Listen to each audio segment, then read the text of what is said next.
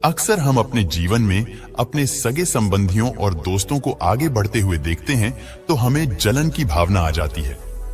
अगर आप भी जाने अनजाने में दूसरों की तरक्की को देखकर जलन की भावना से ग्रसित हो जाते हैं तो जो मैं आपको बताने जा रहा हूं वह ध्यान से सुने। जीवन में जहां प्यार और विश्वास जैसी सकारात्मक भावनाएं होती हैं, वहीं ईर्ष्या या जलन जैसी भावनाओं से भी दो चार होना आम बात है, क्योंकि ये सारी भावनाएं हर इंसान के अंदर होती है। ईर्ष्या एक ऐसी भावना है जो होती तो सबके अंदर है। किसी में ये भावना कम होती है तो किसी में काफी ज्यादा होती है। कभी कभी हम दूसरों की तरक्की से जलने लगते हैं और मन ही मन में उन लोगों के बारे में गलत सोचने लगते हैं। कभी कभी तो हम ईर्ष्या की भावना के चलते कई बार सामने वाले को नुकसान पहुंचा देते हैं, जो उनके लिए बहुत ज्यादा तकलीफदेह होता है। तो आज मैं आपको बताने जा रहा हूं कि आप इस जलन की भावना से कैसे छुटकारा पा सकते हैं। सबसे पहला, हमारे अंदर जो जलन और ईर्ष्या होती है उसके पीछे का जो कारण है उसको आपको समझना चाहिए।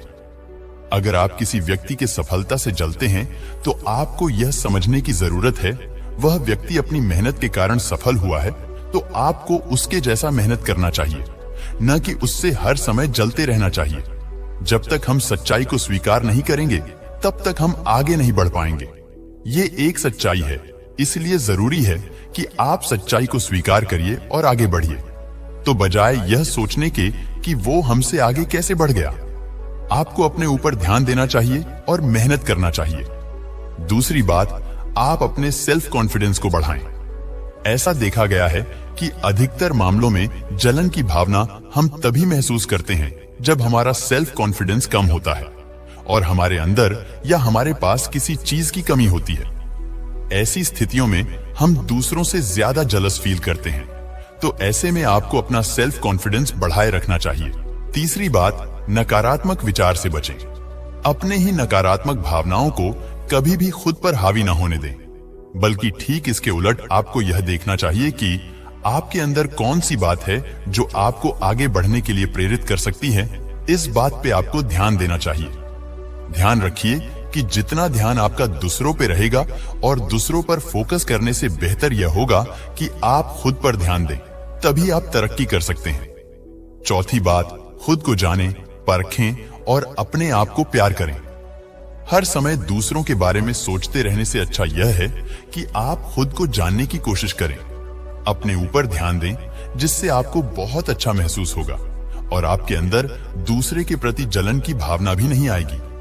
आपको अपनी कीमत पहचानना चाहिए।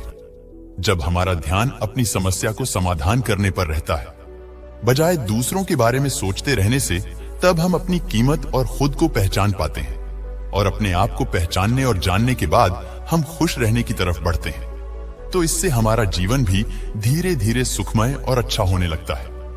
ईर्ष्या एक कमजोर भावना है। दूसरे के प्रति ईर्ष्या महसूस करना आम बात है।